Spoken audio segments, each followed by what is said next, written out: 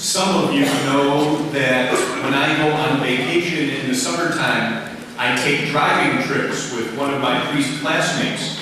And we've gone to all kinds of different places, to the Badlands in South Dakota, up to upstate New York and down to Memphis, Tennessee. You gotta visit Elvis. You just gotta visit Elvis. And when I'm driving through these little towns, you just see how small they are.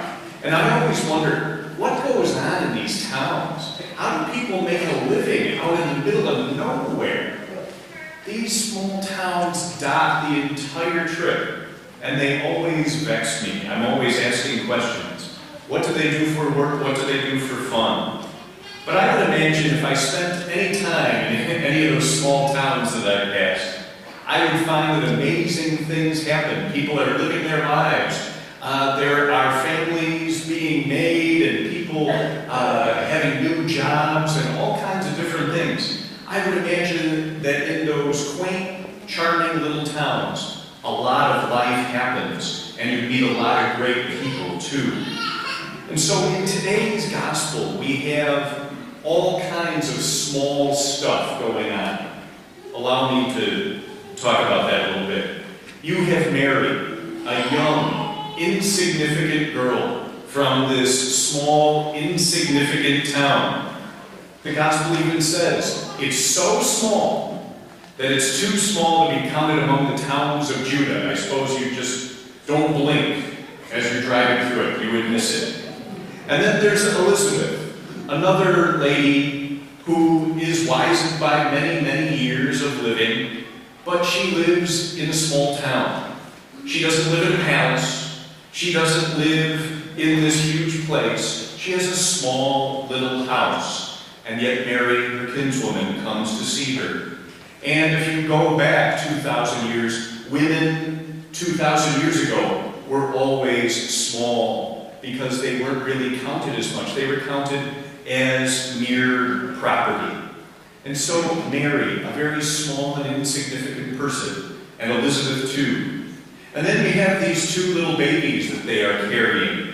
They're not even born yet. They're beyond small. They haven't even gotten a chance to be small yet. Eventually, they'll have little fingers and little toes, and they'll grow up. But they are dependent completely on their parents. They are very small. Jesus is born in a small stable, surrounded by animals, persecuted by King Herod, and he has to run away. He has no power, no influence. He's a very small person in the opinion of the world. Everything is on a small scale in today's gospel. The people and also the place they live.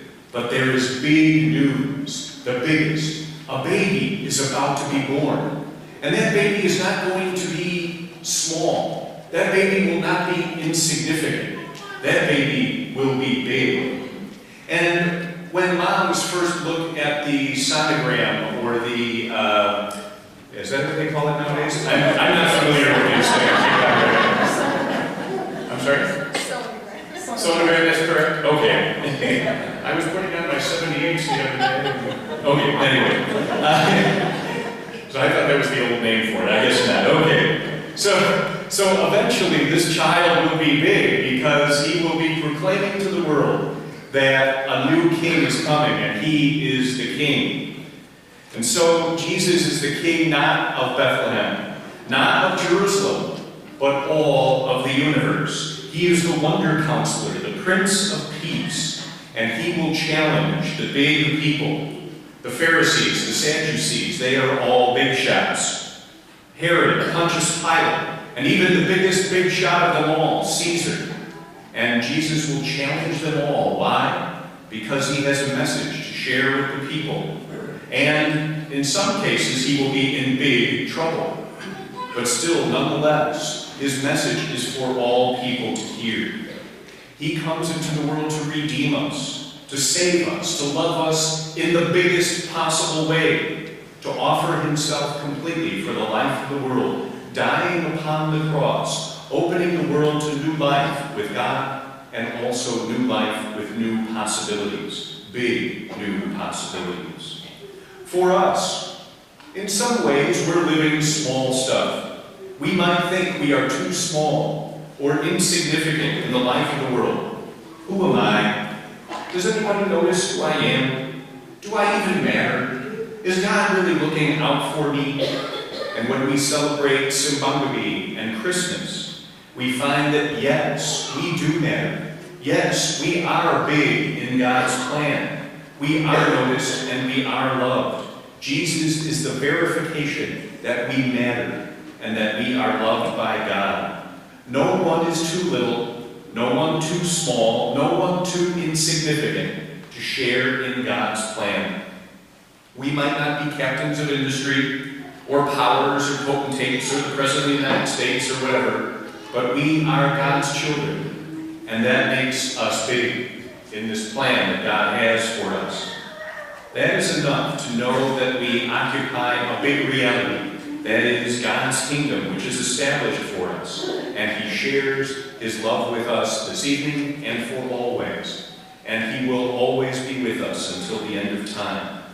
And so as we gather together this evening on this big night, for a big occasion of Simbang Gabi, we remember the small promise and the small baby that comes into the world on Christmas Day. That small little child will bring big news to each and every one of us that the world is a new place with new time and new possibilities, and that all of us, each and every one of us, even though sometimes we may think we are small and insignificant people in the world, He will give us a message to say that all of us are important in God's plan, and that we are beloved, and we are cared for, and we will always be united with our Lord until the end of time. And so we give thanks to God this evening for this opportunity that we have to come together to celebrate Simbang Gabi on this fourth Sunday of Advent, knowing that the light of God shines upon us each and every day, knowing that God shares His love and His mercy with us each and every day. And so we come to glory in the big promise that God has given to us, that a child will be born to us, a child who is the Wonder Counselor, the Prince of Peace, and He will give life and joy to our world.